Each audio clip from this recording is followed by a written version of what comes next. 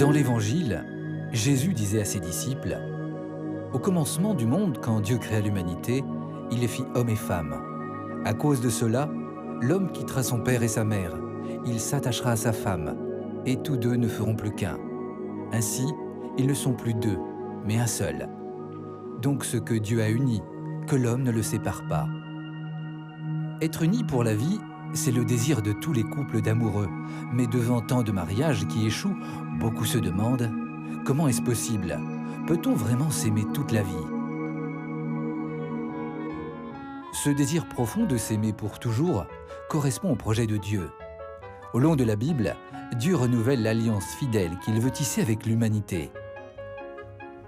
L'histoire du prophète Osée, marié à une prostituée, manifeste que l'amour de Dieu n'est pas celui d'un jour, mais bien un amour fidèle qui dure toujours.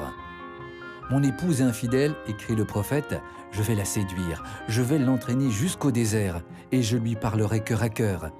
Tu seras ma fiancée, et ce sera pour toujours. Je t'apporterai la justice et le droit, l'amour et la tendresse. Je t'apporterai la fidélité, et tu connaîtras le Seigneur. » Par la croix, Jésus s'est engagé jusqu'au bout dans son amour pour nous. C'est pourquoi, à notre tour, nous pouvons nous aimer toujours. Par l'exemple de ses gestes et ses paroles, il nous montre comment, par son Esprit Saint, il nous donne la force de Dieu.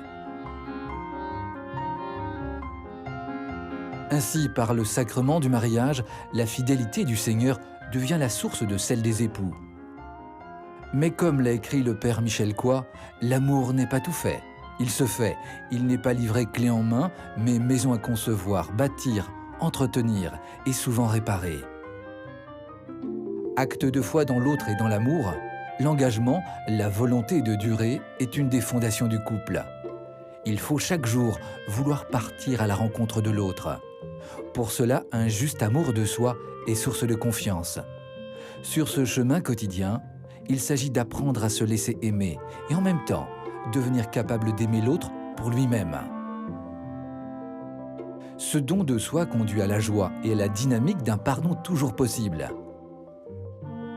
Apprendre à aimer l'autre dure toute une vie et repose sur le partage d'un projet commun, sur la communication et l'acceptation de la différence comme une richesse, et sur la vie spirituelle, ciment de l'amour durable.